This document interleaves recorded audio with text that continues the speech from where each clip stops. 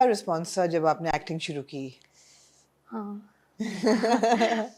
अब्बा का रिएक्शन जो था वो बहुत गुस्से वाला था, खतरनाक। हाँ, अच्छा, वो बिल्कुल नहीं चाह रहे थे कि मैं ये काम करूं। वो हम्म, अभी भी नहीं चाहते मैं ये नहीं काम चाहते। करूं। नहीं, हम्म, वो मेरे ड्रामास नहीं देखते और टीवी में उनका ज़्यादातर इंटरेस्ट, जब वो टीवी देख रहे होते हैं वो सिर्फ न्यूज़ देख रहे होते हैं। हम्म, अम्मा शुरू में जब अब्बा मान नहीं रहे थे तो फिर मैं, जाहिर सी बात है आप कहाँ जाते हैं अम्मा के पास, बिल्कुल। बटरिंग की, थोड़ा खाना नहीं खाऊंगी, ये किया वो किया। तो उन्होंने कहा कि नहीं मानेंगे, अभी तुम छोड़ दो जिद, जब वो कह रहे हैं तो क्यों इतना जिद कर रही हो। मैंने कहा बस एक प्रोजेक्ट करूंगी, उसके बाद तो नहीं करूंगी, मुझे करना ही नहीं है। और इतना मुश्किल काम है, और ये कौन कौन सा करेगा। प्रोजेक्ट था? एक लड़की आम सी। एक लड़की हमसे। मैंने कहा इतना मुश्किल काम है, और फिर मुझे ये था कि मेरा फर्स्ट लीड है और मुझे मिल रहा है, लोगों को नहीं मिलता है, और ये चांस फिर दोबारा थोड़ी मिलेगा।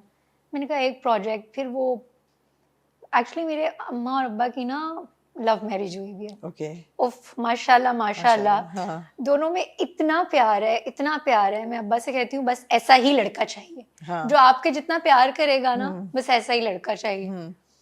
तो मिला? नहीं, अभी शौक नहीं है मुझे, अभी नहीं। ठीक है। तो फिर खैर वो उन्होंने अब्बा से बात की, उन्होंने कहा चलो ठीक है जाए। और उन्हें ये नहीं पता, सोप था, मुझे ये नहीं पता था कि कोई आई थिंक 108 डेज लगे थे मुझे वो शूट करने में, सेट पे। तो उसके बीच में फिर मुझे आदत लग गई, फिर मैं सेट पे ही रहती थी। और उस वक्त मैं थोड़ी सी वो भी हो गई थी घर से ना, कि घर पे दिल ही नहीं लगता था। जिस दिन छुट्टी होती थी उस दिन फिर मैं घर पे नहीं बैठती थी कि आज मैं डिनर करने जाऊंगी, आज लंच करने जाऊंगी, आज वो सेट के वो वाले दोस्त हैं उनसे मिलूंगी। तो अम्मा ने कहा कि ये खराब हो रही है, ये घर पे पैर ही नहीं लगते इसके। तो खैर मैंने कहा अभी, तो उन्होंने कहा एक प्रोजेक्ट है, अभी कर लेगी। फिर उन्होंने अब्बा को मनाया था, और अब्बा ने मुझसे प्रॉमिस लिया था कि ये लास्ट प्रोजेक्ट है, उसके अच्छा। बाद तुम नहीं करोगी। अच्छा। मैंने कहा हाँ हाँ डन, इसके बाद प्रोजेक्ट नहीं करूंगी। हाँ। फिर उसके बाद जब प्रोजेक्ट आया तो उन्होंने देखा कि ये तो ठीक ही है। हाँ। बिकॉज शुरू वाले प्रोजेक्ट में तो मैं कई बार, तो मैं 2-3 बार रो के घर आ गई थी ना, क्योंकि एक्टिंग नहीं आती थी। अभी भी सीख रही हूँ, लेकिन उस वक्त तो बिल्कुल ही कैमरा फेस नहीं कर पाती थी, तो रोने लग जाती थी। शाम को आती थी रोते हुए, अब नहीं जाऊंगी, कल नहीं जाऊंगी, उन्हें फोन करके बोलेंगे नहीं आएगी। फिर सुबह उठ के रेडी होती थी सबसे पहले।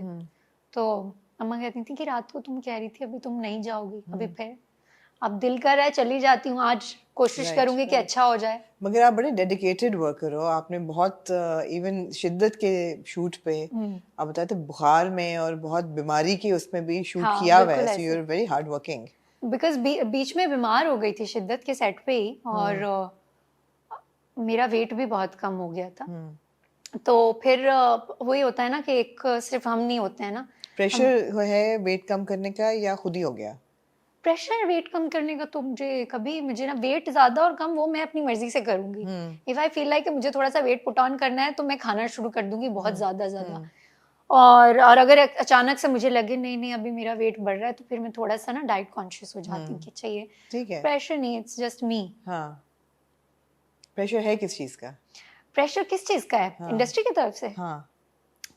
आप मुझे लगता है थोड़ी एंग्शियस टाइप यू लगता है मुझे कि है, एंजाइटी है कि नहीं है, कि लग रहा है नहीं सिर्फ नहीं नहीं है? नहीं, चिल एंजाइटी चिल लो मैं तो, बिल्कुल। मुझे लगता है दुनिया का सबसे चिल इंसान हूँ। हाँ। क्योंकि मैं प्रेशर नहीं ले सकती किसी चीज का, क्योंकि प्रेशर मुझे होता है जब कोई मुश्किल सीन आ जाए और मैं उस वक्त कहीं, मेरा दिमाग कहीं और हो, मैं परफॉर्म नहीं कर पाती। तो मैं कोशिश करती हूँ कि जब मैं सेट पे हूँ तो मैं 100% सेट पे रहूँ। राइट। बिकॉज समटाइम ऐसा होता है कि आप सेट पे हैं, आपको कोई फैमिली की तरफ से, कोई फैमिली में कुछ हो गया है, या आपकी अपनी लाइफ में कुछ हो गया, तो फिर आप फोकस नहीं कर पाते हो। फिर आपका वो सीन या जो भी आप काम कर रहे होते हैं ना, तो वो खराब। तो जब सीन कोई इस तरह का आता है ना, जैसे हमारे शिद्दत में तो हार्डली मेरे कोई सीन थे जिसमें मैं बोली, और मैं डायरेक्टर को भी कहती थी मैं क्या बोलूं, मैं आके सिर्फ अच्छा हाँ जी ओके बोल रही हूँ, कुछ परफॉर्म करूं। कहते थे इस कैरेक्टर में कुछ नहीं हो पाएगा, अगले में करना, तुम्हारे लिए अगला कैरेक्टर डिफरेंट लिखवाऊंगा, मुनीब का कैरेक्टर तुम्हारा लिखवाऊंगा तो अगला प्रोजेक्ट ऐसा करना। तो बस ये वाला प्रेशर होता है कि बस मेरा काम अच्छे से अच्छा हो। कौन से टाइप ऑफ कैरेक्टर्स आपको करने में मजा आता है? जितने किए अभी तक वो फेवरेट कौन सा था?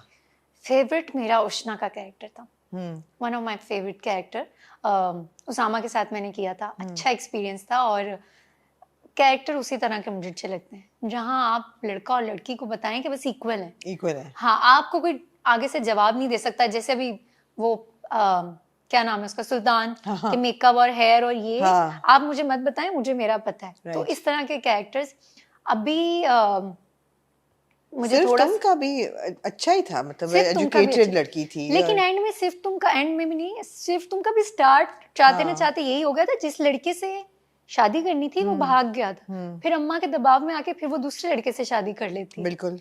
सो बेसिकली फिर गलत भी वहां भी होती है। हाँ, गलत ये भी दिखाया जाता है ना। देखें, राइटर्स ने लिखा है, तो फिर मैं अब क्या ही कर सकती हूँ। हाँ, तो उन्होंने हर जगह एक माँ को एक दिखाया कि माँ की वजह से ये हुआ। बिल्कुल बिल्कुल, एक्टर्स को तो अकाउंटेबल नहीं कर सकते। एब्सोल्युटली। दो हीरोज थे आपके सिर्फ तुम में, एक मोहसिन थे और एक हमजा थे। हमजा को बहुत फेम मिली उसके बाद भी, सिर्फ तुम के वक्त पे भी, फेरी टेल और अभी भी ड्रामे, ये वो हर चीज। एक्सपीरियंस कैसा था?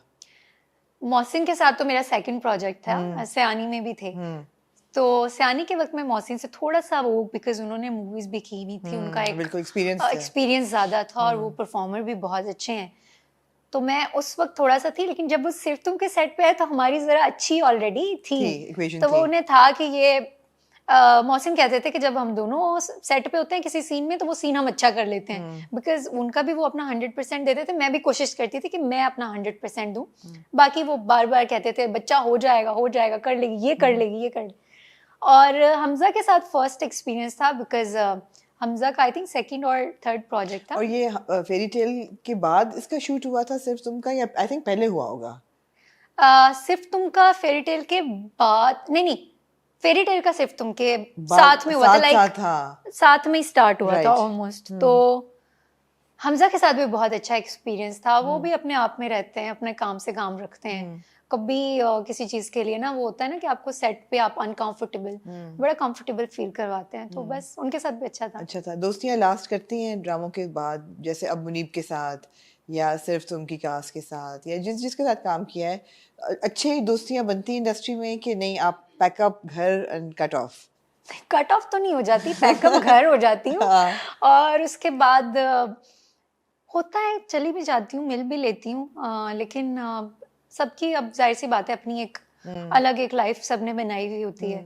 तो ऐसा नहीं है कि मैं बिल्कुल ही कट ऑफ हो जाती हूँ। जैसे अभी कल परसों ही मुनीब की कुछ कॉल आई थी, तो ड्रामा का एपिसोड ट्रेंडिंग पे था। अच्छा। तो वो मुझे कॉल करके कह रहा था कि हम कुछ वीडियो वगैरह लाइव, क्योंकि बड़े मजे का आप थोड़ा सा टर्न लिया ना, कि अब उसको समझाया है असरा को कि भाई तुम थोड़ा सा इसको कोल्ड शोल्डर दो, तो फिर ये इंसान बनेगा। और वो मतलब एकदम वो उसको हो भी रहा है कि अच्छा मुझे इग्नोर कर रही है, तो वो टर्न लोगों को अच्छा लगा है, वो मजे का भी था। तो वो इसलिए फिर वो मुझे कॉल करके कह रहा था कि हम कुछ लाइव जाते हैं। मैंने कहा अच्छा मैं बताती हूँ। तो वो नहीं, अच्छा रहता है सबके साथ, बट ये है कि मैं बहुत ज्यादा बाहर नहीं जाती कि मैं एवरीडे मैं उनके साथ कोई प्लान बना लूँ, बिकॉज मेरी फैमिली है। ज्यादातर एक्टर्स जो आते हैं वो मुनीब भी थोड़ा दूर रहता है, हमजा भी लाहौर से थे, मोहसिन भी पता नहीं भावलपुर से थे, आई थिंक कहीं से थे।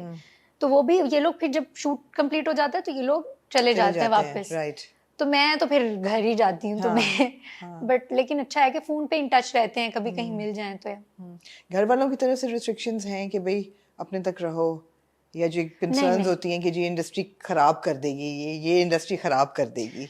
शुरू में जब आप नया कहीं आते हैं ना किसी भी जगह पे, तो कोई भी हो, मुझे लगता है आपके लिए थोड़ा, जिस इंसान को आपसे मोहब्बत हो, जो जानता हो आपको कि आप थोड़े नाइव हैं या आपको थोड़ा इतना नहीं पता, तो वो आपको बोलेगा कि जस्ट बी केयरफुल।